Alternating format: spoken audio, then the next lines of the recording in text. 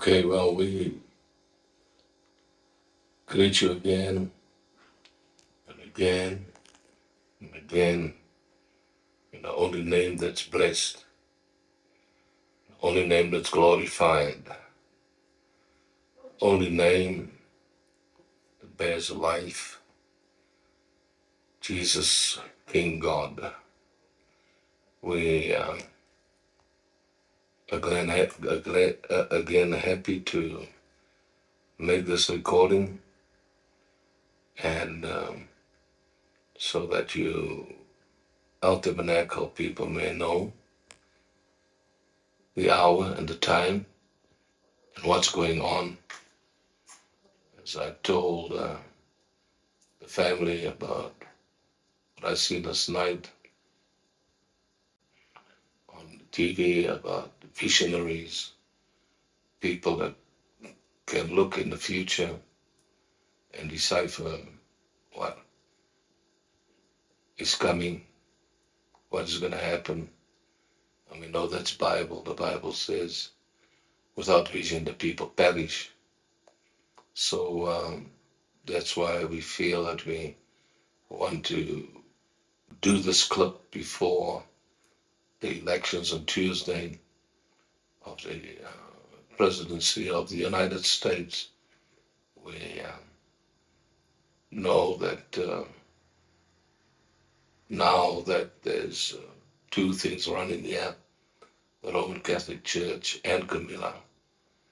But we just want to focus on Trump and play the clips of Trump with the Roman Catholic Church and his comments about the Roman Catholic Church. And never before was it taken into consideration and asking for the Catholics to vote and putting them on a pedestal where Trump has put them under.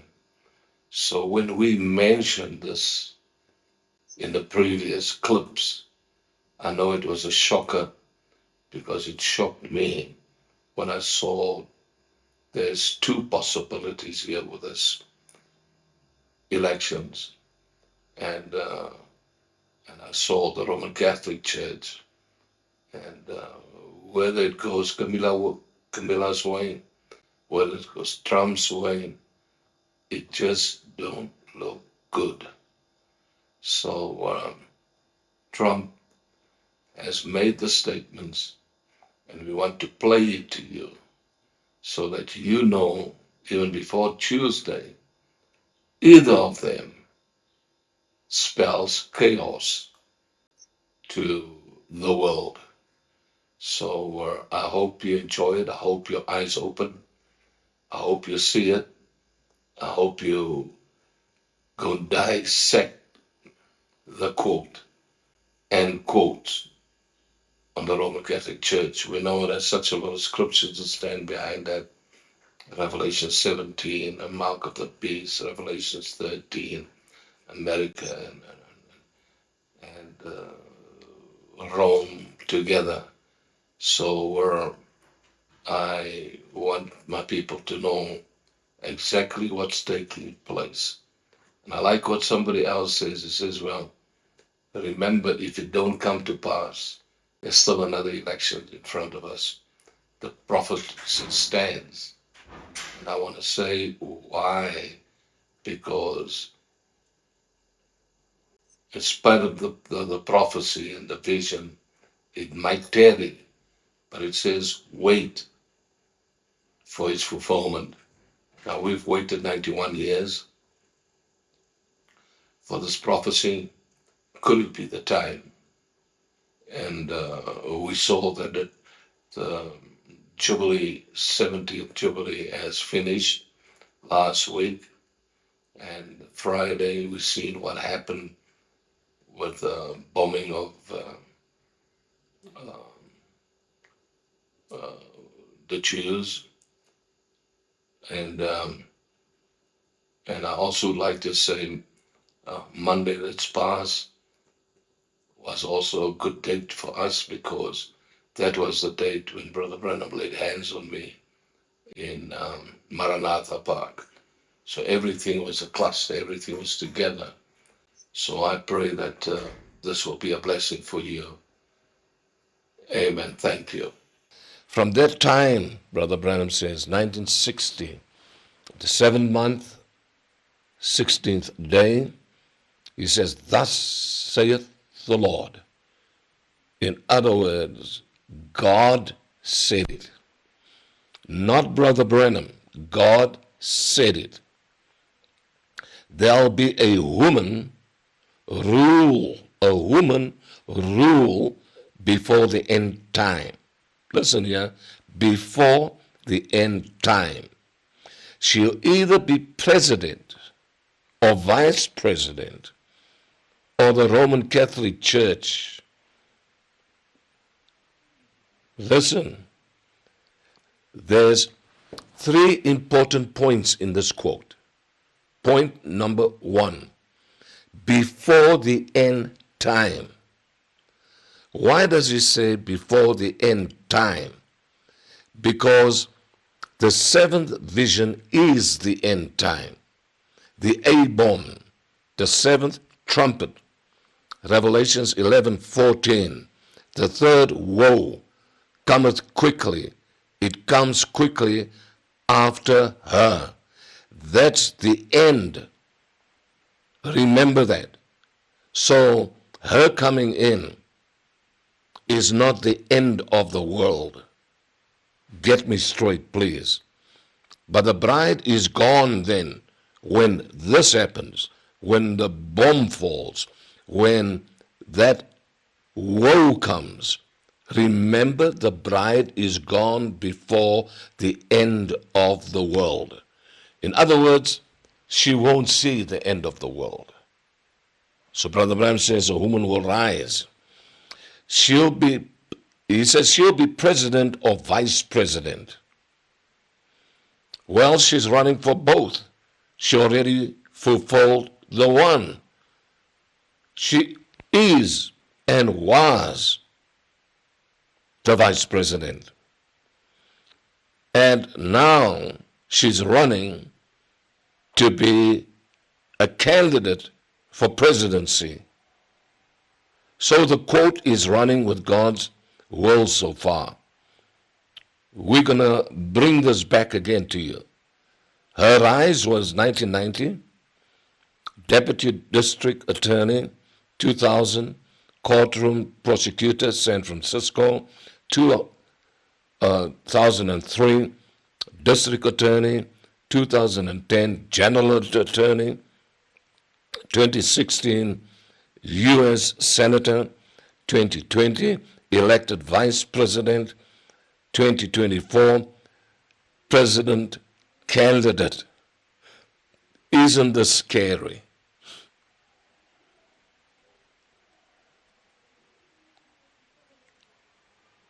Straight with the quote. Anybody can see this. Could it be El Tabernacle? Could it be? So the quote is running with God's will so far. From the same quote, from that time, he says, or the Catholic Church. So here we see distinctly 2 women, a natural woman that will be voted in, and a spiritual woman, which is the Roman Catholic Church, that's not voted in. She just comes in. But the natural woman that will be president, she gets voted in. So I never saw this just the other day, and as I went through the quotes, and I think there's about 200 or so many quotes or even more, and all, if you read really those quotes, you'll see he speaks every time of 2 women. That's why we have 2 candidates for the 2 women. One is Trump and the other one is Camilla. One will be Camilla that is voted in. So far we see how her votes went. The other one might be Trump that will let the Roman Catholic Church come in because of the pressure of the Roman Catholic Church, because America owes her trillions of dollars. They can't even pay back the interest. So will she put the screws on Trump if he gets elected? And he will give in then to her and afterwards speak as the dragon. It's two scenarios here. Because the Roman Catholic Church, when he says the Roman Catholic Church, he says, I got it in brackets. And you know what that means. I don't have to take you to school. So he says, or the Catholic Church, two women. Then he concludes the quote by saying, thus saith the Lord. So it must come to pass. Is this the season for it?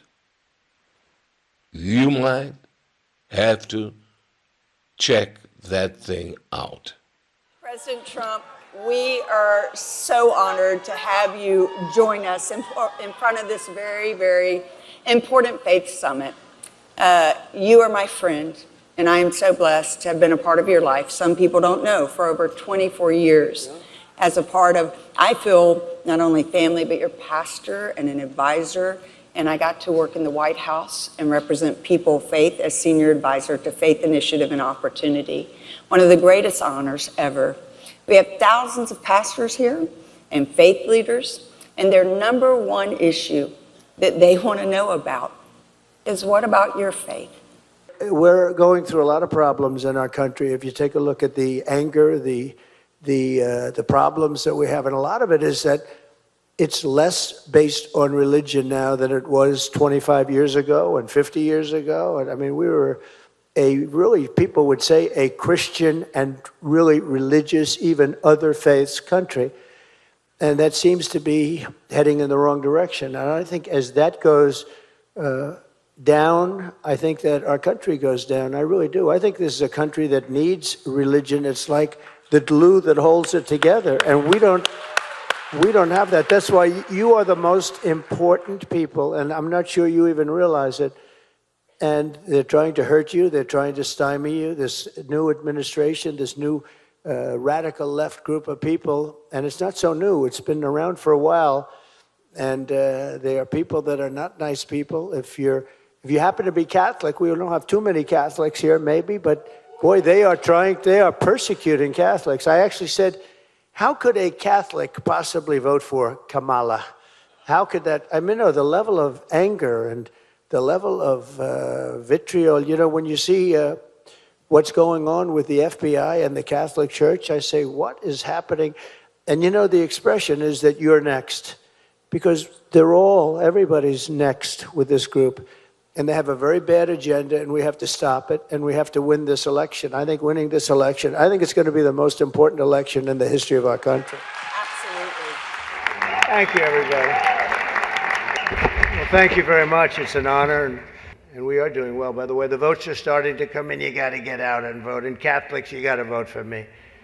Just remember. You better remember I'm here, and she's not. I could have done that too.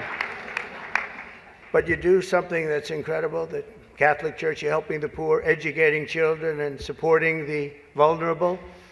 All polls are indicating I'm leading big with the Catholic vote, as I should be, I want to thank the Al Smith Foundation for its noble work, and I want to express my tremendous gratitude to the Catholic community. It's a great community. It's a community I've gotten along with all my life. I tell you, when I was president, I was in the Oval Office, and I got a call from the Cardinal, and he said, we need help. It was during the China virus. I want to be accurate when I describe it. And he said, we need help. Our schools are in devastating shape. They needed much more than $1 billion. I won't even tell you the number, but much more than $1 billion. But I've known the community, and I've known the schools. I know so many people that were educated in the Catholic school system, and they are great, and they just speak with it like with love, much more so than almost any system that I've seen.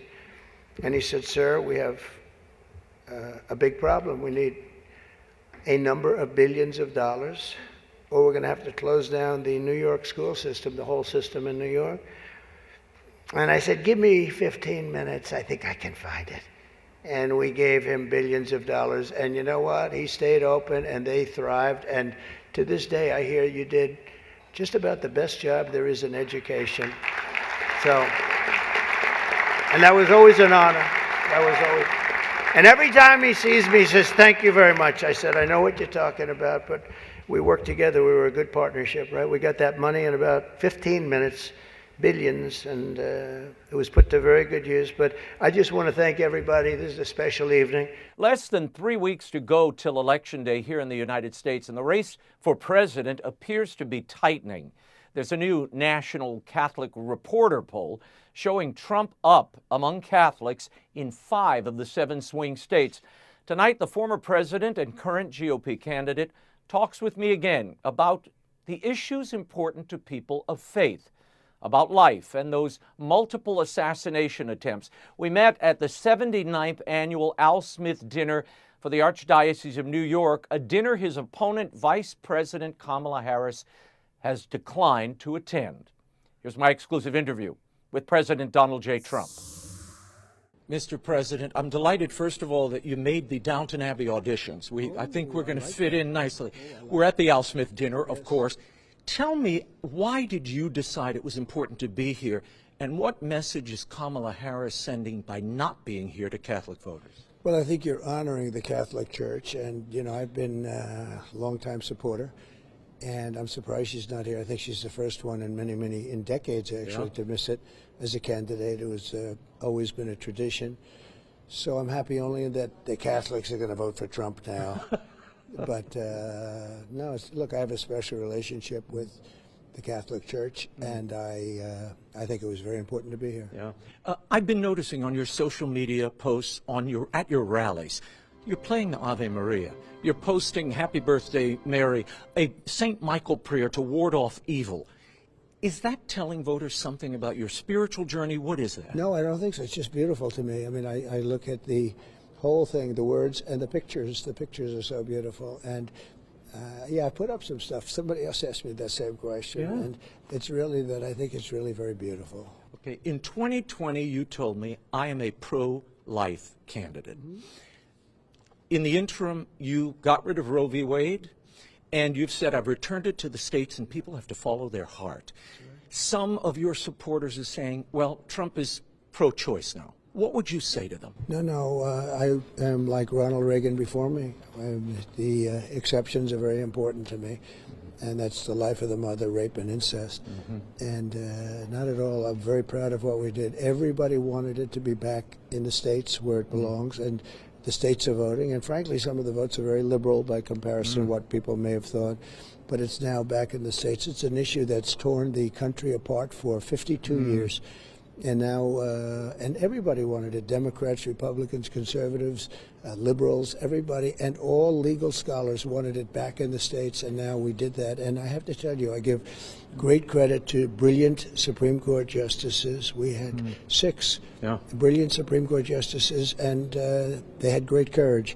And I think the country will now come together. Will you reinstate the Mexico City policy, which forbids international spending on abortion? Well, I was the only one that did that, as you know. Yeah. No other president did that, and we're going to be giving that a very good, serious look. In other words, how that compares and competes with the states, but we'll be giving that a very serious look. The other day you said, "I'm the father of IVF." As you know, some Catholics feel, and the Catholic Church believes, when you implement this technology, you're killing embryos. Will you have a religious exemption to your IVF mandate for religious organizations and businesses that feel this violates my religious principles? Well, you know, I haven't been asked that, but it sounds to me like a pretty good idea, frankly. But even Catholics, a lot of them, they want IVF. It's fertilization, basically. Mm-hmm. And, you know, they view that as helping a family, helping parents have a child. And it's a very popular thing, but it's certainly if there's a religious problem. I think people should go with that. I really think they should be able to do that, but we'll look at that. Have Nobody's an asking exemption. that question. Well, I got to get some new ones in here. Kamala Harris is changing her tactic against you.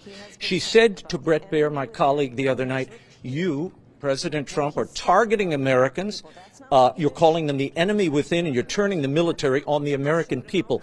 You and I both know that he has talked about turning the American military on the American people. He has talked about going after people who are engaged in peaceful protest. He has talked about locking people up because they disagree with him. This is a democracy. Your reaction to that, and what did you mean when you said the enemy within? Well, it's ridiculous that she says that they're turning the military. These are the threat to democracy. People actually like her with her language. You know, she's the most liberal senator in the Senate.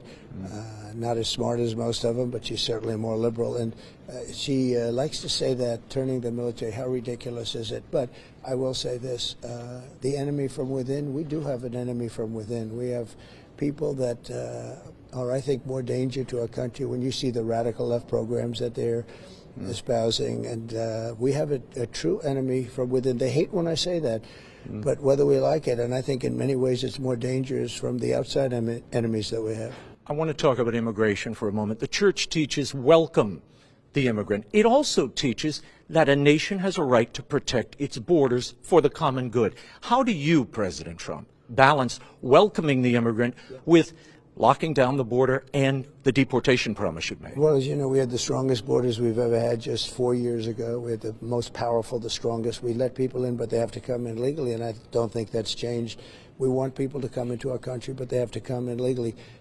As you know, they allowed people to come in from prisons and, frankly, murderers, the 13,099 murderers where they were let out of prison, convicted murderers, and some killed more than one person, some killed more than 5 people, and they're now free in our country, and we're going to have to get them out, and we're going to get them out fast. Nobody wants that. No, I want to have people come into our country legally, but we have to have strong borders and good elections. Did you see this lip reader when Joe Biden and Barack Obama were on the side of Ethel Kennedy's funeral? This lip reader, who's a forensic expert, claims Joe Biden said, "She's not as strong as I am." Was it a mistake to trade Kamala Harris for Joe Biden, in your opinion? Well, we seem to be winning, and we were way up on Joe. We had the debate, and the numbers were very strong, and I just see numbers that are very similar right now. They're very similar, so we'll see what happens. I hope we win because we want to make America great again. Yeah. And your record of religious liberty, how important is that to you, religious liberty? It's a stance that I've taken from the beginning, and I'll keep it. I wouldn't change it for anything. Okay, final question. The Pope was asked about your candidacy and Kamala Harris, and he instructed Catholic voters to vote for the lesser of two evils. Who do you think he means and why? Well, I think he wants them to vote for me, and I stand for really everything that you stand for and that the church stands for, and she doesn't. She's a very different kind of a person. She's a Marxist. Her father was a Marxist and still is a Marxist, and they are not big into religion, I will tell you, and I'm not just talking about the Catholic religion. I'm talking about any religion. The whole Democrat Party's gone really radical left, and I'm the opposite. I am totally in favor of religion, and I also like the Catholic Church a lot, and I also like the Catholic Church a lot, and I also like the Catholic Church a lot. Thank you, Mr. President. What a pleasure. We'll see you soon. Thank you. Good. Thank you.